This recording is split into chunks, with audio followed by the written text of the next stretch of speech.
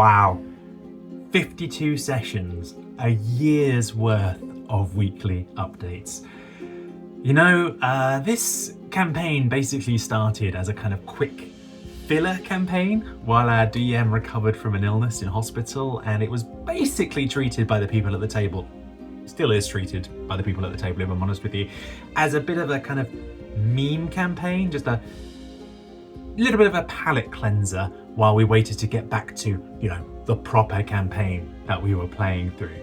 But 52 sessions later, 50 videos on my channel, over 15 hours of content which you can watch right now for free, ad-free, an incredible 25 player characters at the table, because we died a lot, and we find ourselves today.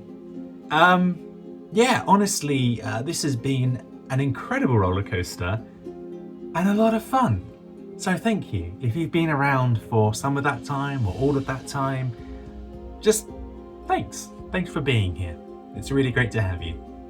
And what better way to cap off our 50-second session than with a session which I feel better than any other in this entire campaign just really summarizes everything about the Dungeon of the Mad Mage. There was an incredibly clutch moment of roleplay, tick. There was an incredibly difficult combat that almost completely killed us, tick. There was a character death, tick. And all of it culminated in quite possibly the greatest loot haul that I've ever had. So yeah, let's just bring it back a moment. So we started, as in the last couple of weeks, on level 18, Vanrak Doom. Easily, I think, one of my favorite floors of the dungeon so far. It's very moody, it's very atmospheric. There's some really great environmental storytelling throughout. This is our third session traveling through this level of the dungeon, and so, as is the way of things, we knew kind of going into this that we'd probably be facing the bad guy and going to the next level in this session. And the big bad guy on this floor, of course, was a shadow dragon that lives in the Shadow Fell. And this dragon, we already knew going into things, used to be a good golden dragon called Glister, I think. He became a shadow dragon out of loyalty to his friend Vanrak, who started following this evil goddess Shah. And so the dragon, out of friendship, kind of allowed himself to be turned into a shadow dragon. And since then, he's kind of being used by cultists loyal to Shah to essentially expand the influence of the Shadowfell throughout the Undermountain. So the Shadowfell itself is kind of under the control, or is being utilized by, a group of very powerful vampires who are led by this guy Edgar that we've been asked to kill, and this very powerful and beautiful magic caster called Nyx. And so after some kind of silly shenanigans with us all, involving us covering ourselves in garlic to try and ward off the vampires, and by the way, I actually learned in this session, garlic is a natural anticoagulant, so it stands to reason that that urban legend about using garlic to ward vampires away might actually just be propaganda by Big Vampire to ensure that our blood is nice and non-clotting when they drink from us. Makes you think. But anyway, after this, we tried to head into the Shadowfell, and first of all there was this kind of curtain of shadow we had to get our way past, and as we tried to get past, these kind of shadowy creatures came out. We fought them. There was a kind of puzzle that we were supposed to get through to enter the Shadowfell, but we basically just brute forced our way through.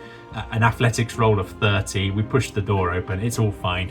We end up in the Shadowfell itself, and you know, we're wandering around for a little while. We end up in a room where we have this flashback, another flashback to when Vanrak was still alive.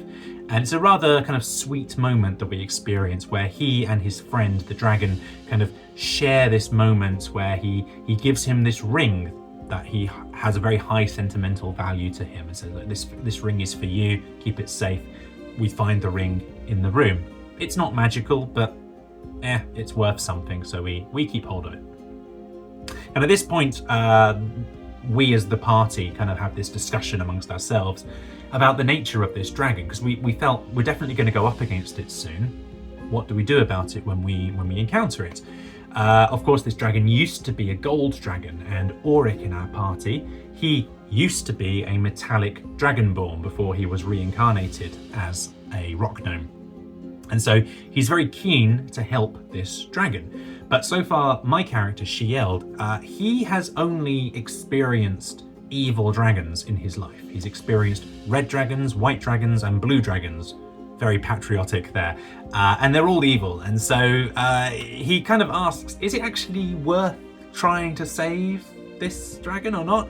Aren't they all bad? And so he's explained the difference between metallic dragons and chromatic dragons. And so, as is his way, he pulls out his list and he adds into the don't kill column metallic dragons, and he adds into his kill column chromatic dragons.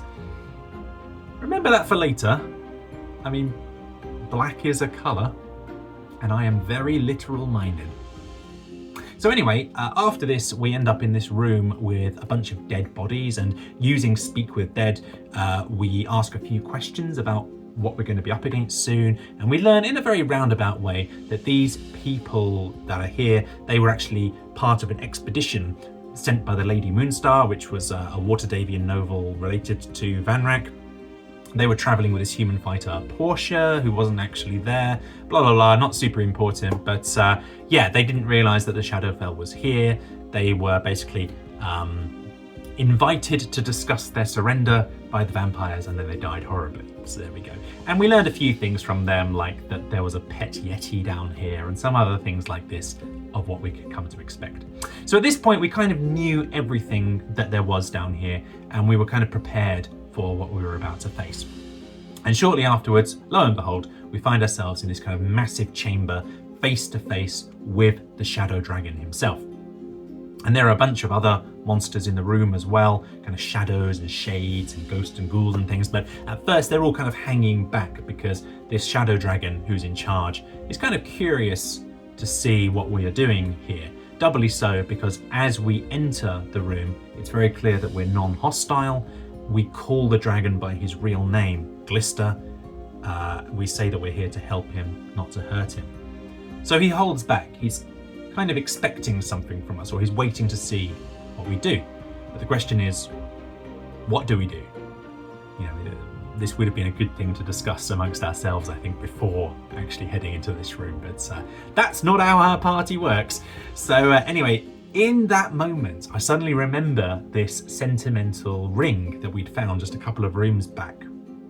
It's not worth anything to us. Believe me, money is not an issue for our party. So I kind of say, I think this is yours. And I offer the ring. Persuasion check, we roll very well. And we see the dragon take the ring, and he kind of flashes momentarily gold as he takes it from us. And the shadows on his scale seem to fade ever so slightly. And at this moment, the party kind of look at each other, and we're like, "Ooh, maybe there's a path here. Let's pursue this." So, what else do we have of Vanrak's that we can give to him? Well, I've got the Sunblade that I found last session. This used to belong to Vanrak. Now, I'm a little reluctant to give it to the dragon because, of course, it is my main weapon, but if things do go south, it is my packed weapon, so I know that I can just recall it to myself at any moment. So I take out my Sunblade and I say, "I think this is yours too, Glister. Remember?"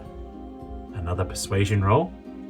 We roll again very well, with a combination of things like guidance and things. We're doing okay. We're doing okay.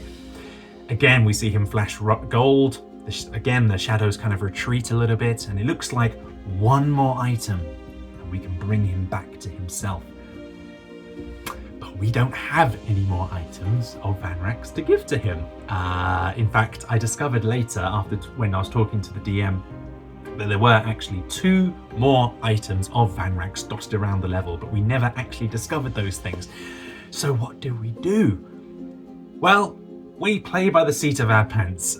We decide to push through. We're so close to victory now. Surely we can get there through some other combination of things. And so first of all, Auric, who used to be a dragonborn, speaks in Draconic to the dragon, reminding him of the strength and the pride that he used to feel as a metallic dragon. He used to be metallic dragonborn. He knows the pain now that he's a rock gnome. He knows the pain of living in a body that does not reflect his heart. Wouldn't he rather return to who he used to be? And then we see Faustus step forwards, our undead warlock, who it turns out, and I didn't even know this, he is multi-classed as a cleric, not just any cleric, a Twilight cleric who worships Selune, which is basically adjacent to Shah. I mean, my knowledge of the D&D Pantheon is not all it's cracked up to be, but I'm pretty sure Shah and Selune are kind of like two sides of the same coin. And so, he steps forwards and makes this prayer to Selune. And the DM allows it. They roll persuasion, they roll very well. And then finally it comes back to me for one last roll. And I roll a nat 20. And you know, sometimes the dice just tell their own story. And so with that, despite it not being, I think, what's in the book, but you know, he allowed it. The DM was like, you know what, this is a story moment. And so we saw the dragon turn back into a gold dragon. The shadows retreated, all the monsters around him faded away. Glister was saved. And in that moment, the shadow fell, collapses around us. We find ourselves back in the Undermountain, and the only thing left to take on are those vampires, which we do then take on. We have been asked, of course, to kill Edgar, who it turns out is this kind of bloated elf riding on a horse that's basically just an animated flesh golem. So anyway, our options are in this moment, we can either just try and kill Edgar and then leg it, or we can take them all on. But either way, we know that these vampires are not happy with us, to put it mildly, because we have collapsed the Shadowfell. We have detransitioned the dragon, which was their kind of ace in the hole. We have forcibly removed them from their lair. So they are hostile towards us and they are coming for us straight away. So, but you know, we're feeling confident. We got a gold dragon on our side now. You know, the dragon lets me have my sun sword back. Great, we heal up a little bit. We know the vampires aren't in their lair anymore, so no lair actions there. We feel confident, you know, so we go in all guns blazing. And what follows is quite easily the hardest combat that I've ever fought through. We fought for well over an hour in real world time. During which time I just went straight to the big bad, the level 20 warlock called Nyx, who was the patron of some of the other vampires and apparently looks like Liz Hurley. Great. I basically tank a lot of damage, and in the process I do get knocked out twice. Because the first time I'm saved by Death Ward, which is very helpful. But luckily I am enough of a distraction that I'm able to take a lot of the aggro from the others in the room, and that allows the other characters in the party to kind of take out most of the other villains on the floor, and eventually we managed to take down every single one of the enemies. In the process, I do die, like I fully die, killed by a yeti of all things, but a quick use of Revivify from Ember and I am returned to life. Kind of. I mean, I am a construct and canonically in game I don't have a soul, so there's a bit of debate at the table, should Revivify even work on me, but it's a grey area, it's fine, it's a game mechanic. So yeah, at that point the session ends, and like I said at the beginning, we then collected easily the best haul of loot that I've ever seen, including a +2 Rod of the Pact Keeper, which went to me, I'm very happy about that, and the legendary Sentient Sword Black Razor, which is now going to Auric, our paladin.